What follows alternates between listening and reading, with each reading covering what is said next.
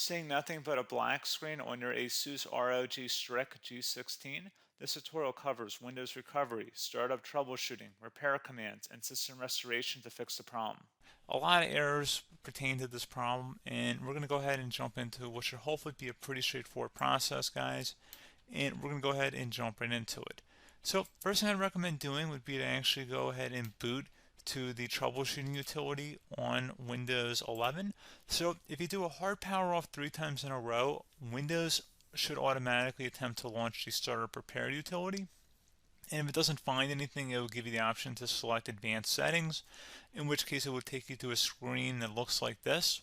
Now, if it does not take you to a screen that looks like this, or you're unable to get to that, you can also download the Windows 10 Media Creation Utility, or Windows 11. They probably will make a creation utility for Windows 11 at some point.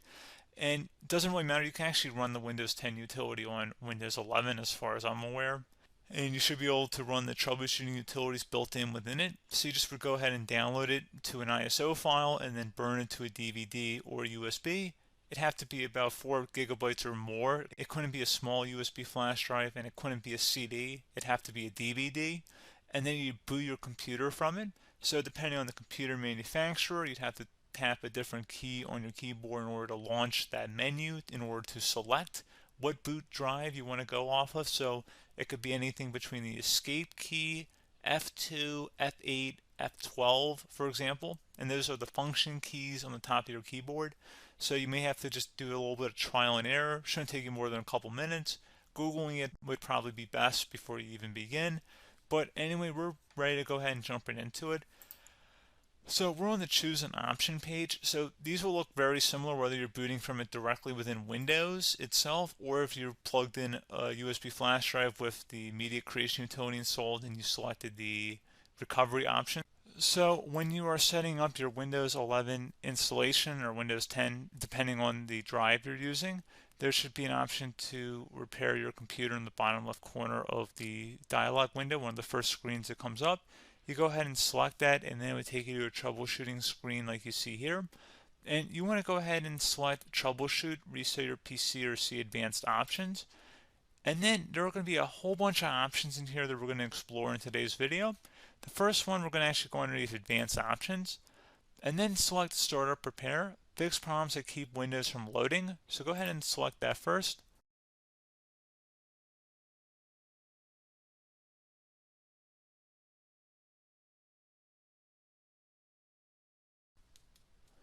Okay, so you can see it could not repair our PC. That was our first option we could try. Something else, if we go back into advanced options here and then select troubleshoot, we're going to go underneath advanced options again. You can go ahead and actually access safe mode by selecting startup settings. And then if you select the restart button, you have the option on the screen, select safe mode with networking, which will give you a key on the screen. It'll tell you which key to press to enter that. I believe it's the F7 key. It'll do that for you. I'm not going to go over that in today's tutorial because I don't really want to go into safe mode, but you're more than welcome to attempt that by going into here and then selecting restart. Again, it'll launch another screen. It'll say what key do you want to press, and it'll give you like 7 or 8 different options, and you want to select safe mode with networking. There's also an option for a command prompt too, but that's going to be something we're going to cover later in this video, and we don't even have to go through that in order to access it. So that's why I'm not going to really push for that, because unless you know exactly what's causing the problem, you probably don't need to go into safe mode. Unless you're trying to recover files, in which case then you definitely can go into safe mode, but we're trying to actually recover our computer here. So I hope that makes sense. Something else we can also try here as well would be to uninstall updates, remove recently installed quality or feature updates from Windows. So if you go ahead and select that, you can uninstall the latest quality updates, which generally is the more day-to-day updates. Feature updates are the less regularly released ones, like the big ones. I would equate it to service packs in like Windows 7 and Windows Vista and Windows XP. So larger updates that occur once or twice a year at most. And the quality updates are more just a regular update. So probably obviously depend, it'll take longer if you're going to try and uninstall the latest feature update versus quality update. And maybe you don't need to go back that far. So just giving you guys a couple pointers with that. Something else you can also look at here, and we're going to jump into the command prompt in a little bit, But you can select System Restore, which will use a restore point recorded on your PC to restore Windows. And this is something I would highly recommend here, guys. So select Next.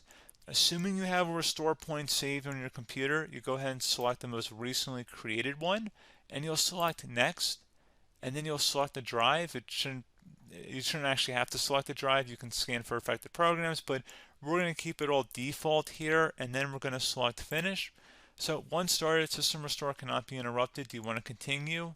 I think we're going to select yes. I don't think we have anything better to do on our computer right now, so just give it a moment here to initialize. It will take a couple minutes to run, obviously depending on how large your hard drive is and how much is saved on the System Restore point. So just give it a couple minutes here.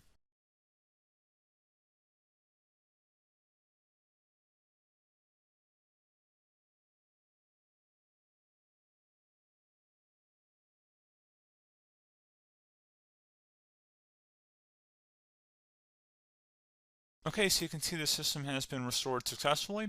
We're going to go over a couple different methods addition to that if that did not work. So I'm just going to pause the video and we're going to start back on the recovery screen that we started with. Okay, so a couple other things we can try here too. If you go back into troubleshoot, you can select reset your PC, while you choose to keep or remove your personal files and then reinstalls Windows. You can select to keep my files, which will remove apps and settings but keeps your personal files. You can also select remove everything, which will remove all of your personal files, apps, and settings. So this is more of a factory reset, this second option here. First option, it should not delete all of your personal files. However, it will pretty much clear most of your programs. And keep in mind, there's no guarantee that your information, number one, is even still available and easily recoverable on your computer to the point that you actually would be able to recover anything. And the second point is that there's always a chance that it won't actually recover and it will just do a factory reset anyway. So there's no guarantee that actually would keep your files anyway. So I would recommend trying to get a recovery tool and backing that up first before selecting it anyway. But again, those are a couple different options. And then something else you can try here, if you go back to the choose an option. Another option, if you go underneath choose an option and select troubleshoot, advanced options, and now select where it says command prompt. Okay, so the first thing we should do is type our main hard drive here. In most cases, it should be the C drive. So you just do a C colon and then hit enter on your keyboard. So once you're underneath the C drive, we're going to type in dir and then hit enter on your keyboard. It should have program files, users, and Windows all in there. That's how you know you're in the right directory.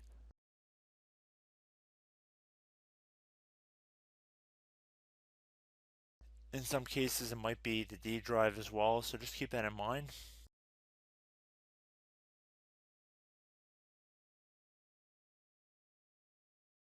Next thing we're going to do is type in cd space / Windows / system 32 / config, and then you're going to hit enter on your keyboard.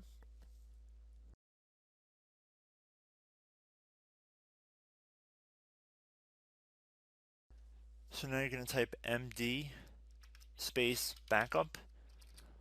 If you've seen other tutorials, it might also say to put down md backup. That's because the backup name is pretty common when you want to back something up. So you can name this whatever you want, doesn't have to be backup. So if you've already made a backup folder in the past, you could do backup 1, for example. So once you're done setting the name you want the backup to be called, hit enter on your keyboard again.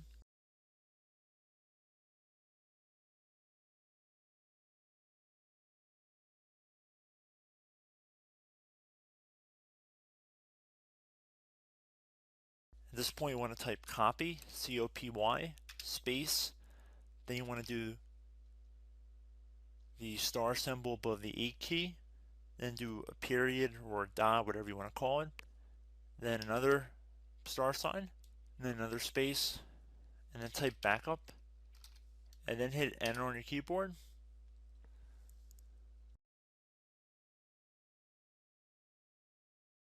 Now you want to type cd reg back, REG BACK, and then hit enter on your keyboard. So now that we are under the reg back, so now you want to type dir again, and then hit enter.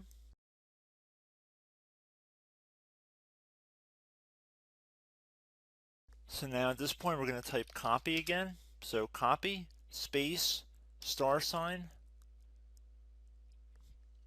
dot, another star sign, space, and then 2 dots.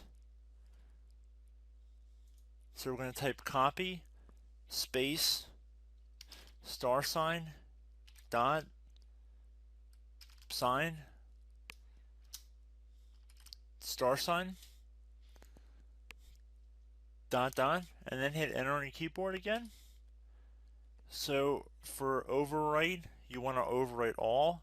So type A on your keyboard, so capital A, and then hit enter on your keyboard.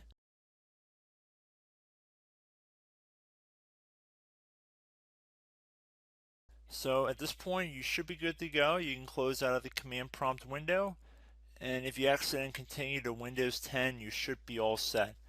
So I hope one of these 3 or 4 different methods we went through in this tutorial helped you guys out.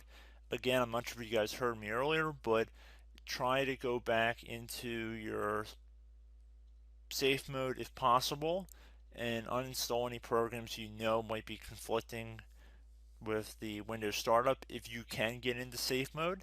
So just keep that in mind. Something very simple like that could be blocking up everything.